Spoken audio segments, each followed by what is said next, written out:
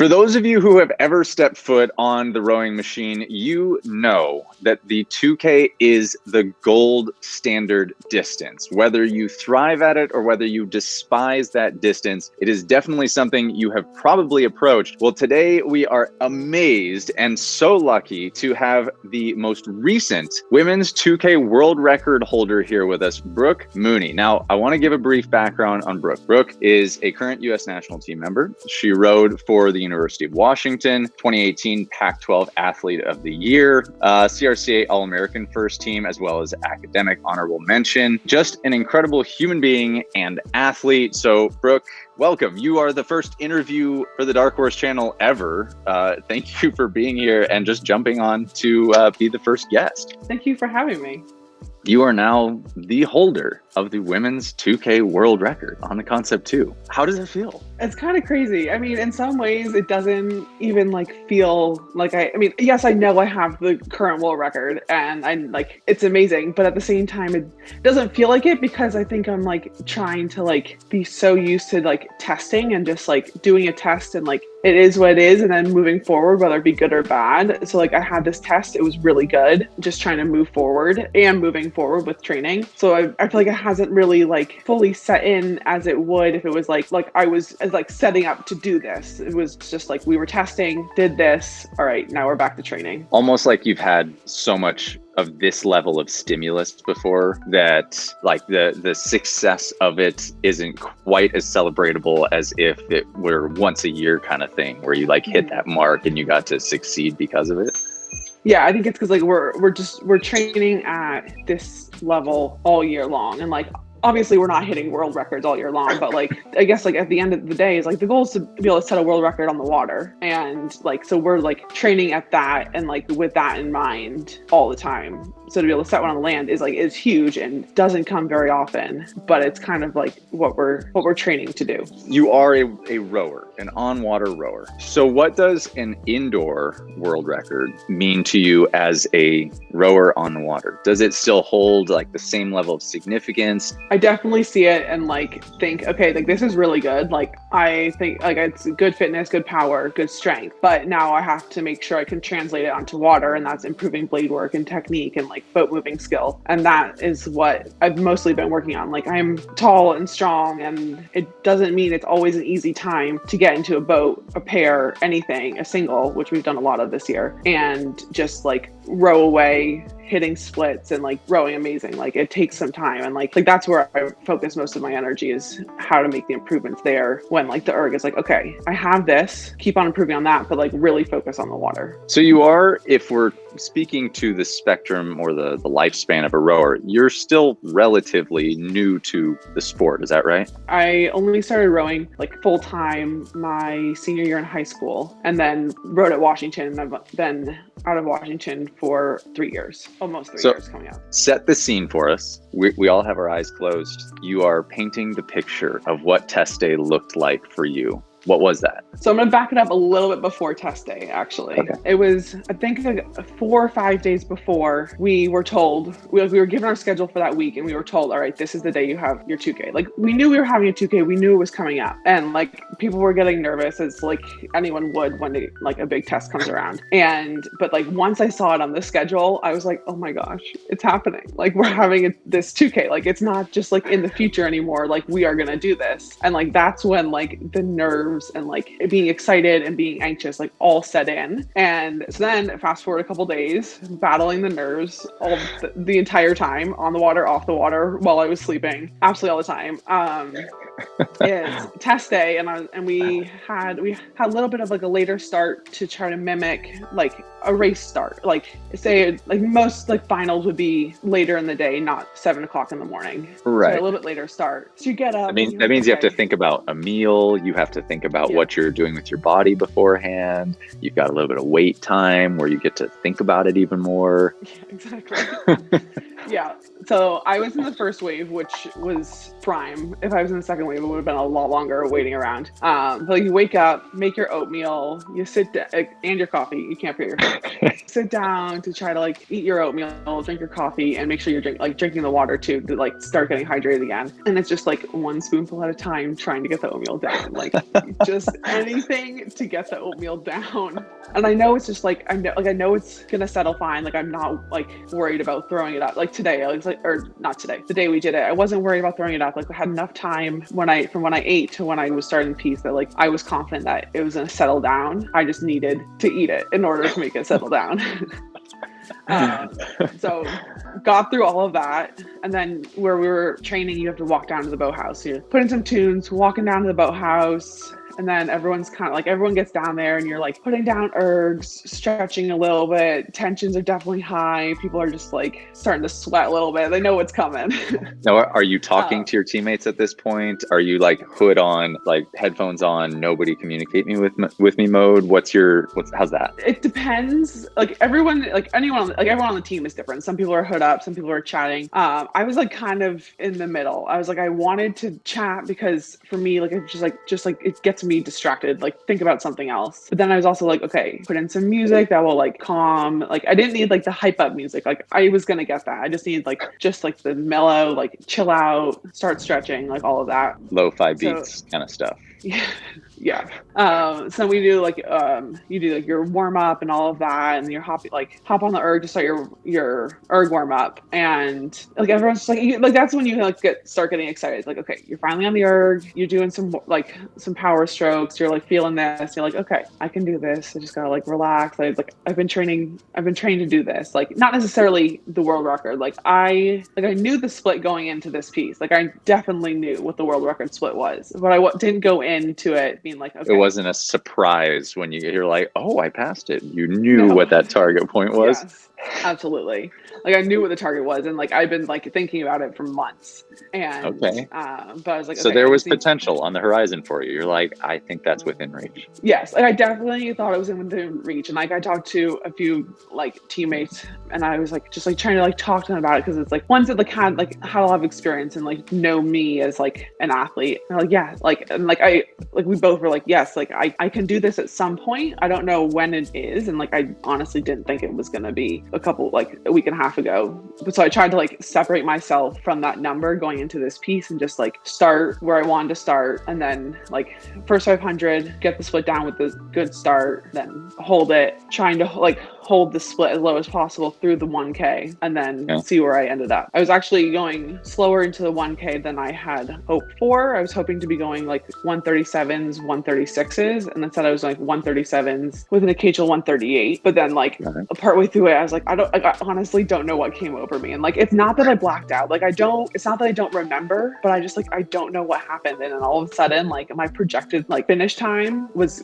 getting a little bit faster and a little bit faster as I was like trying to push it down into that third 500. And then I got like right around like a 623. And I think I just like went, I was like, all right, I can do this. And I just with what 500 left with like, when did you make that move? 700. Oh, wow. 700. Oh, wow. Yeah. So I dropped it down to half slide and I just went. And so you did you run half slide all the way through the finish? Yeah. I kind of came out of it to like 3/4 slide for about like 5 to 8 strokes coming around like the 300. Cause I was like, okay, I might have done something I shouldn't have. But then I went like, I just need to find a little bit more power. And then I went right back down to it. Dang. And then like in the last 100 meters, like my split, or more like 150 meters, my split was coming up, but it was still under my overall average. Got it. So the projected is still showing that you're going to land it. Yeah. But it's like, that's when you know you've really sprinted, is when your split starts coming up again. Yeah. When it's doing this at the end versus this. Yeah. Yeah. I think a lot of people look at those who haven't had a ton of experience with with racing, at least in the indoor world, they love to have that hard charge in the final 150 meters. Yeah, what is your take on that for somebody who has enough in the tank that they can drop 6 splits with 150 or 300 meters left? What's your message for that person? Oh, my message is that I do the exact same thing. I'm kind of known for just like pulling out some sprint at the end, and never like sometimes people will see it and be like, you need to go faster earlier on. Like, you can't do that. So I fully support it. You can emulate with that person who is like, I want to see those low splits in my final strokes. Yep. So absolutely. Did you execute perfectly to your race strategy, or did you have a separate strategy, and then as the piece started to evolve, you had to make adjustments on the fly? I would say none of my 500s were kind of in my race. Like, it was all, first 500 was slower than I wanted to be, and the second 500 was, it was close. It was a little bit slower, but like we're talking like 0.1, 0.2, like pretty much in the same ballpark. Yeah. My third 500, I honestly thought that was going to be what my last 500 might look like. And then, so then my last 500, I have no idea. that just happened. That's an impressive range to not remember. Final 500 is a long time to not remember. Yeah, that might be a once in a lifetime final 500, but I'll take it. Yeah, well earned on that. Is there video recording of it? Was anybody catching it on video? No. So just that screenshot afterwards, you posing next to the monitor. Yeah. Will you keep that monitor forever now? I don't know. It's back in San Diego, actually.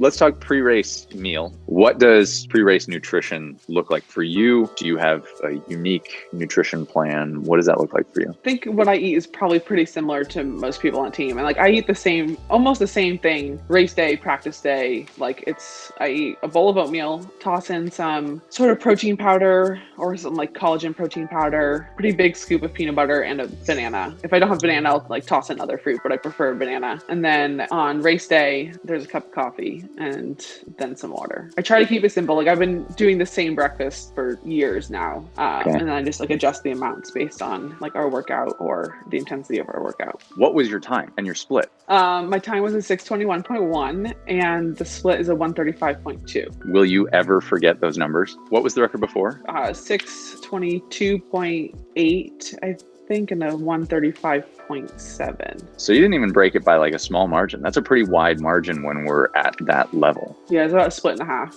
Yeah. It's like 0.3 or 0.4 to 5, 0.4-ish on average, and it's like about a split and a half, a little over on time. Yeah, that's no joke. Now let's walk back. How did you find your way to rowing? How did you feed into University of Washington? How did that lead to the net? Like, what was that process for you? So I grew up as a competitive cross-country skier in Vermont, pretty much on skis from like the time I could walk. As I can't, like, all my early memories are skiing. What my family did, what my friends did, what our like gym class in school was skiing, and like everything was like cross-country skiing.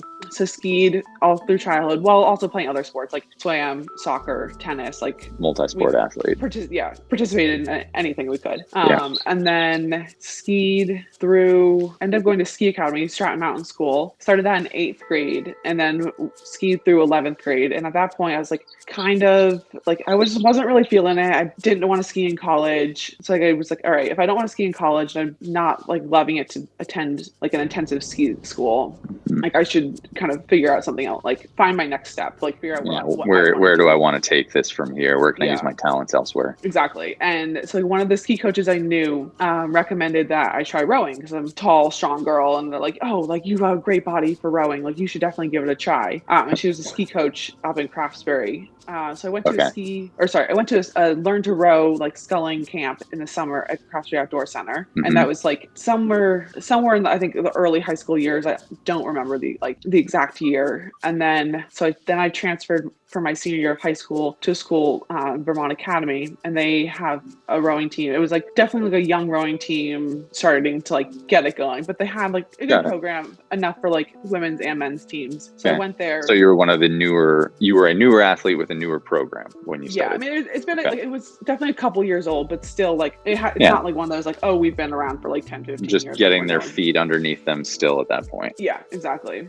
So I went there. I had a great coach. His name's Tom Collins. And I remember talking to him the fall of my senior year. Like I was like thinking about filling out recruiting questionnaires across the country for different schools. And I'd started emailing some coaches and filling out like online questionnaires. And I honestly don't know how Washington came up, besides maybe like knowing it was like one of the best schools in the country to row at. Yeah. I was like, I should. That's no small feat in and of itself.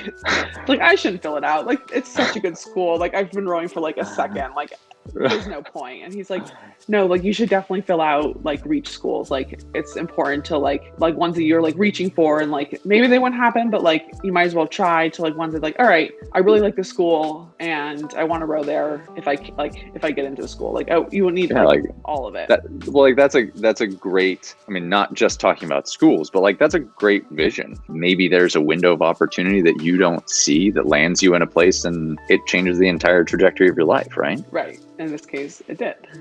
So like I filled out the questionnaire. Within like a couple of days, I was on the phone with the freshman coach, and I want to say like a couple weeks later, I don't know the exact timeline, I was out there on an official visit, getting the whole tour, going to practice, meeting the team. And like I was like, wow, like that just like happened really fast. Like things were falling into place. And at some point in my senior year, I can probably find the exact date, but we were doing a 3x1500 meter workout on the erg because it was like either too windy to row or too cold to row. And I was like, we were warming up for this workout, and I was like, I haven't done a 2K yet, and I should, if I want to go to like row in college, like I should have a 2K time. Yeah. Like, 2K isn't much longer than a 1500. Like no big deal. Like I could totally do this. Like it's only 500 meters more. Yeah, exactly. What's 500 meters? Like, so I got permission from the coach to do the first one as a 2K. Were you going to just do it as 3x2K, or were you going to go, hey, first one I'm going to go 2K and then I'll do 1500s? I'm pretty sure it was 2K, 1500.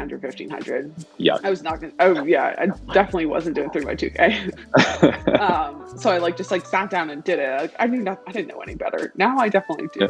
But there's something great to that blind promise in front of you. You're like, how bad could it possibly be? I'll just do it. So I just did it. And I went a 722, which I was like, I don't know what that is. Like, I don't know anything about it. Yeah. Turns out it was a pretty decent time to pull going into college. So I sent that in, and like then everything was kind of like falling into place with Washington, my reach program. And then before I knew it, I was a freshman at University of Washington.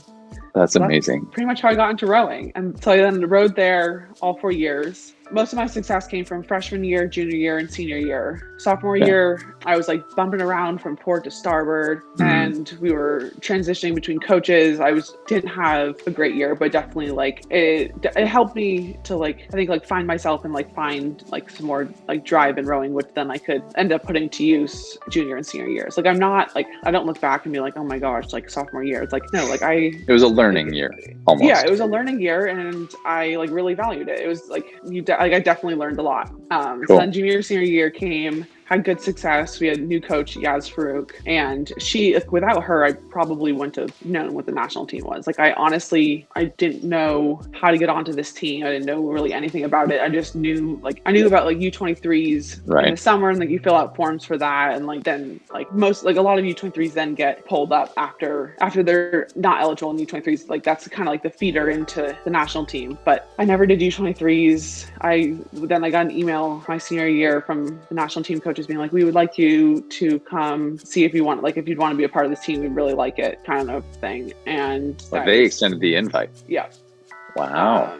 It was not on my radar at all until then. Now I'm here. Now I'm on the national team. It's been almost 3 years. Cool. And yeah, it's been a lot of doors I didn't know that ended up leading to other doors. Like it's been a path of like, I didn't know what was going to come next. I still don't know what's going to come next. And it's just like trusting that every time you open a door, like there's a hallway. You're not going to just like fall out of nowhere. It's, I like to talk about how what we can control is our process, but we can't control the outcome, right? We can set a North Star, but there are too many variables involved in other people, in the environment that you're in and whatnot, that is completely out of your control. But what you can do is focus on your day-to-day process. And within that control, as long as your process items tend to align in the direction of your North Star, then you will generally end up in the direction you want to go. You can't control whether or not you win a gold medal. What you can control is that you do everything possible within your own control to try to get to that point. Yeah, right? Exactly. Yeah. What was the point that you really settled into like, oh, wow, I really enjoy this. And this is something that I'm willing to continue investing in?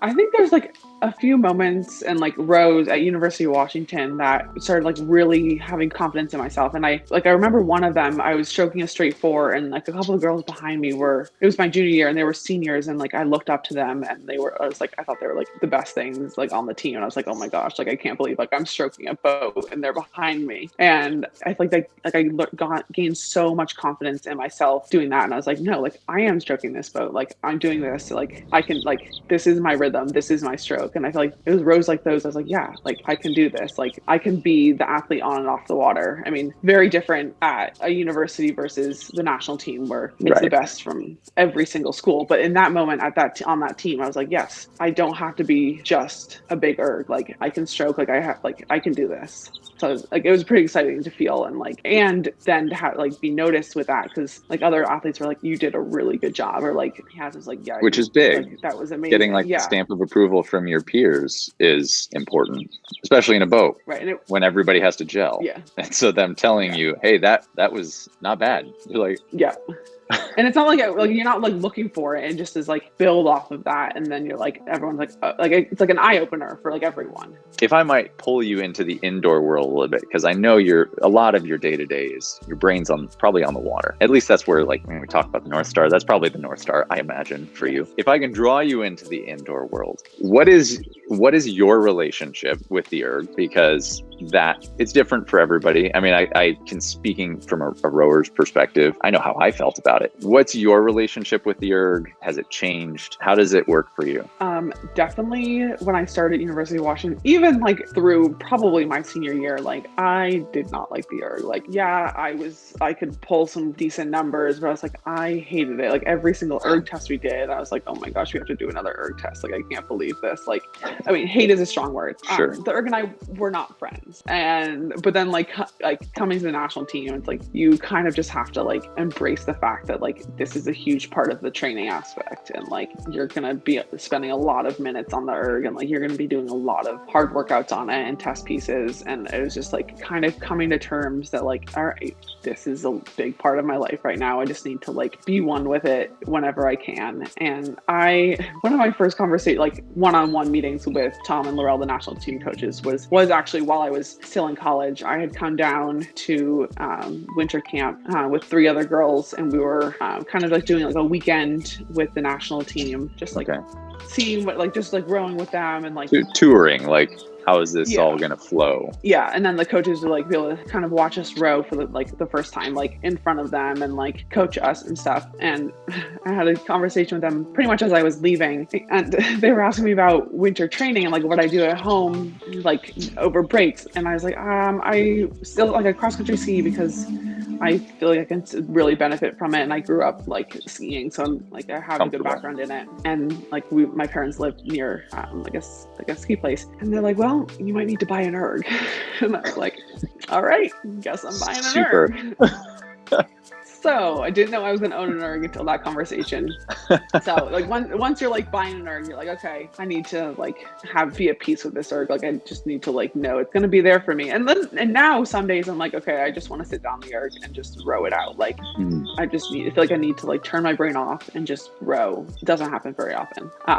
But so now I'm definitely becoming more at peace with it. And like the more hard workouts we do, the more test pieces we do, it's just like trying to get like a little bit more, like, not that they're just another piece, because they still are very important. It's not just another, but it's like you're doing them at a high enough frequency that you can kind of like train your body and your mind, be like, okay, we did this, we can do it again. Like there's no reason to like over stress about it. So that's what I've been working on a lot, is just like coming up to a piece day or a test day and like you've trained, you're ready for this. You can just like sit down and do it. And like some days it goes well, and then some days it doesn't. Like I've had the days where I'm hanging on for dear life for most of the piece. Like everyone has those days. that's a rough space. And that's a very rough space, but it's actually those pieces that you learn the most from. And like, those are the ones that like really, really push you, because you're like, okay, I don't feel good, but I need to keep going and I need to finish and I need to hold on to this split. And it's like, those are the hard days. And like a day that you feel good and you're just dropping it, it's like, oh yeah, cool. Great. I could do that again. Yeah, sure. Yeah. There's a lot to be said for what is learned in those risky situations. Too many people are, we talk about this a lot because the idiom of a dark horse is what permeates everything that we do, right? So there's a lot of this like personal ownership and that process versus outcome mentality. And you have to risk that failure at times. And I imagine for you, it's a little bit more specific because your splits are probably very predetermined for the pieces that you're doing. I would guess the majority of the time, unless it comes to testing days. Are you given specific signed splits or are you allowed to wander? Most of the time we're not given splits, but it's all like after a certain point, you're building up this like binder of test workouts that you've done in like pieces and splits. So like you can like look back and be like, okay, this one that we did X number of weeks ago, like I went this and I'm feeling this now, I'm going to start here. Like it's all kind of like built off of each other. And like some days are starting faster, some days are starting slower, but it's never like, oh, I'm at this point 2 weeks ago, I'm going to start 6 splits faster, or I'm going to go 6 splits slower. Like you're pretty dialed in. Yeah, like we have a range that you're like, okay, I can start here and I'll be able to like drop the split or like do the workout correctly depending on what the workout is. Now, do you track all of your erg workouts do you have a notebook? Do you track digitally? What does your tracking look like and how deep does it go? Do you simply note your results or do you expound on those and note, here's what I ate, here's how I was feeling, this is what I felt afterwards, before? What does that look like for you? I keep a journal. Once I came to the national team, I started keeping a journal. I didn't really in Washington, like I tried to, but I was like, I didn't keep it up. But so like since coming to the national team, I've kept a journal of every single workout, every single day on and off the water. Most of the time it's just like splits and distance and like what the workout is. But then every once in a while I'll write down notes, especially on like a big like test piece. I write down how I felt, mostly just like how I felt. And like today we did a hard workout on the erg and it was it was pretty much our first one back since winter camp. So I wrote down some notes about that because it's like we're now adjusting to a new environment. So it's like interesting to see how my body felt on that when we did this workout many times in San Diego and felt very different. So if you could offer up your own tips to somebody, let's say some parents, they just bought a rowing machine. They've got 2 young kids. It's sitting in their garage and they're in the Midwest, no access to water. Rowing doesn't even show up on their radar as a sport that they would enjoy, but they know that the rowing machine is something that could be valuable as a tool for them. For somebody who's getting that start, if you had one big tip that would really help them to get comfortable quickly, what would that be? The biggest tip like early on is like be patient, and like it takes a long time to get like the right technique. And oftentimes when you're changing technique on the erg, like it might not be going faster like at first. Like I've been through it many times where like you're trying to make a change and you're like the splits are just not coming, but you just have to keep on making the change, and like at some point the splits will come. So I think that would be like my biggest tip is like for someone early on is like be patient and like take the time to learn how to do it properly, because there's so many times when I see someone erging online, I see videos of them, I'm like, oh my gosh, like they really need some help with their technique. And like it's not just like beginners that you see, like it is very well known athletes in different sports. I'm just like, you need some help with your technique.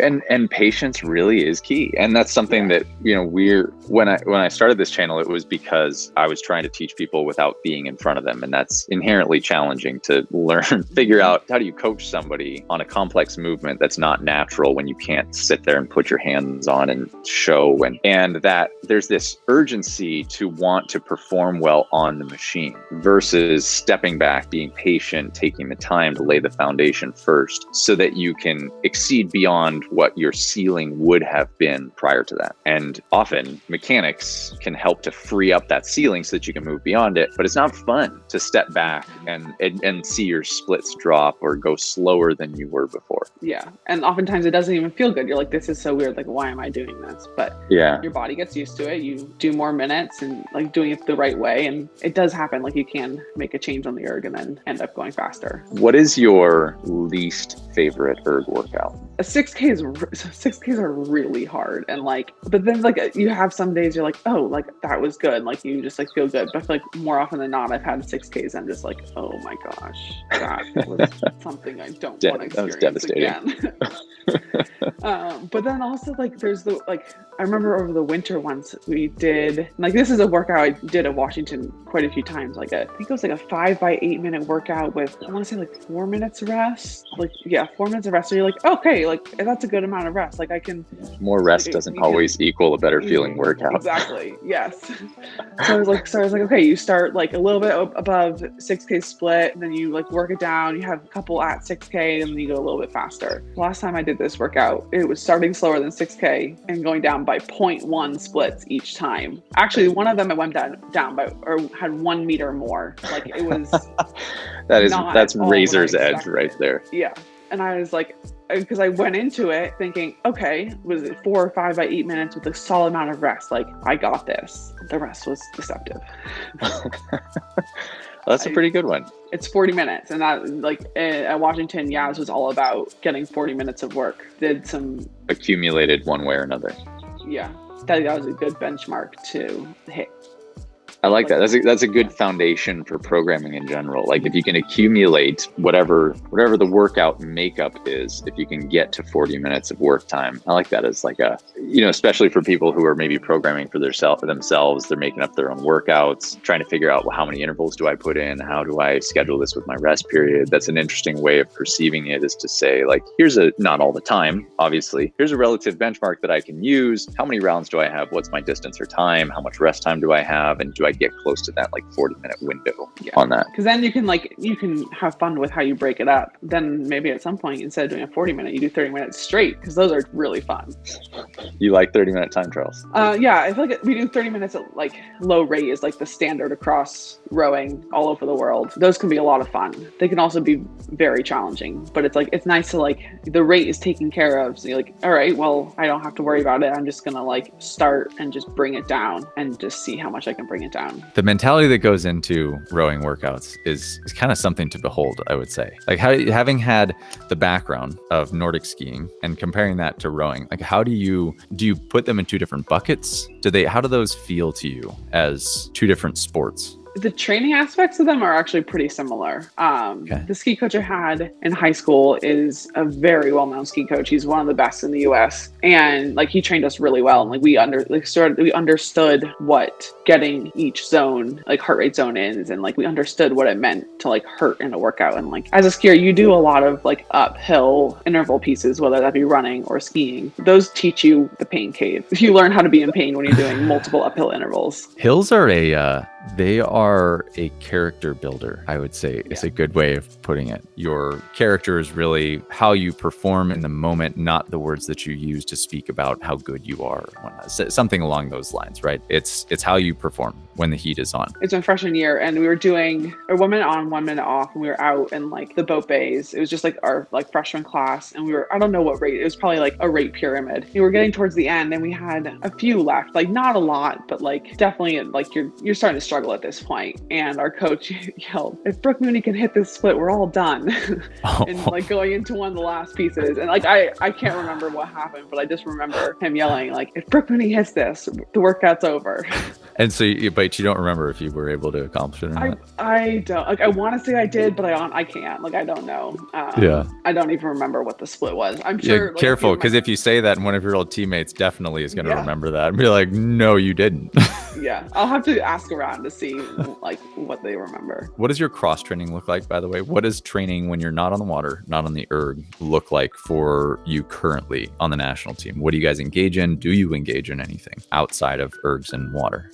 Over the summer, I did a little bit of road biking just to like mix it up. You know, it was a year until the Olympics, just trying to like get in good fitness. Right now, not doing a lot of cross training, just to try to like keep it as rowing specific as possible. Like I'll like still go for like a run here and there. And I do love picking up my tennis racket like on a day off if I have the opportunity, just like rallying with some teammates, but trying to keep the cross training to a minimum if possible. Everyone needs to cross train here and there. Like absolutely cross training is necessary at certain points, but right now it's a lot of rowing specific workouts. How does it feel now being in that lead up to the Olympics? It was fine. Like we just like knew we were just adjusting to training again, and then today they like were like, all right, we're gonna have a meeting about selection soon, and that was just like a realization, like, yeah, okay, this is happening. And we don't know what will happen and like what it looks like, but it was just like hearing the coaches being like, okay, like we're gonna have this meeting sometime in the future. Like you're like, all right, yeah, things are starting to ramp up. Yeah, right. Like, and does that put a certain heat on your training where you're like, oof, oh man, okay, let's ramp it up now? Or do you just kind of keep that, you're like, hey, nothing's going to change, I just continue performing the way I perform? I think it's like definitely puts a little bit of pressure, like each workout, like you need to be on for each workout. Not that like obviously that's the goal all the time, but it's like, all right, there's not much time left to like be magically dropping splits on the erg or like stuff like that. And like the waters, like we're always trying to like work on technique and like make changes, like that never stop. But I think like the realization is like each erg that we do, like test erg, is like, okay, this means more. Like they all mean something, but like this means more if you like, I don't really know where to go with it without like saying with something bad. But yeah, like there's definitely a little bit more pressure on things now, just because they've said it out loud. Like there probably was the same amount of pressure all through winter training, but we didn't know it. But now we know it. Now it's been stated. You're like, okay, I'm gonna have to. It's time.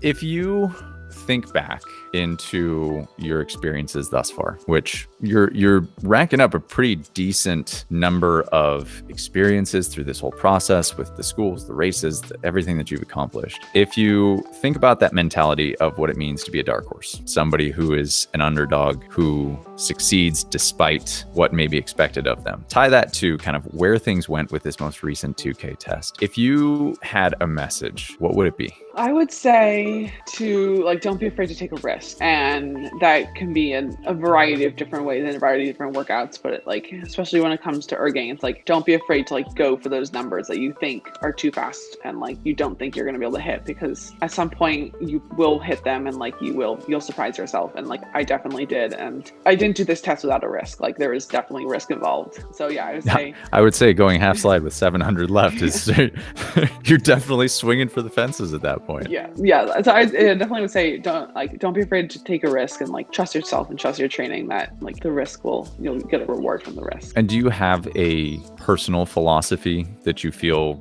carries you through life, whether you're speaking training or just how you live your life? Is there a personal philosophy that really rings true for you? I'd say recently I'm really trying to like just like live in the moment and like whatever it is, whether it be like on the water, just like be there, be excited about being able to row and like make changes and be with my teammates, because it has been a year where there's been a lot of alone time and like a lot of time spent in singles, and that was really challenging for myself and like many of my teammates. And like to now be able to row in bigger boats like with each other is really nice. And it's nice to see how far we've come from about a year from now. So just like living in the moment and like enjoying the process, whatever the outcome is, just like enjoying the process. When I say the outcome, I mean this Olympic cycle. I feel like those moments where you've lived through something like the last year of training, and when you finally get back into a boat with others, for me, I feel like I would have a moment where I would have like a really good cry about how much I loved the fact that I got to be back in it. Like how special that would feel to spend that much alone, because I have no problem letting my emotions out. And I would definitely have one of those like weeping for joy because of how amazing it must have felt to start to join back in with your teammates. Yeah, there was some time in like December that we were finally getting out of like the small boats and we were going into like random lineups,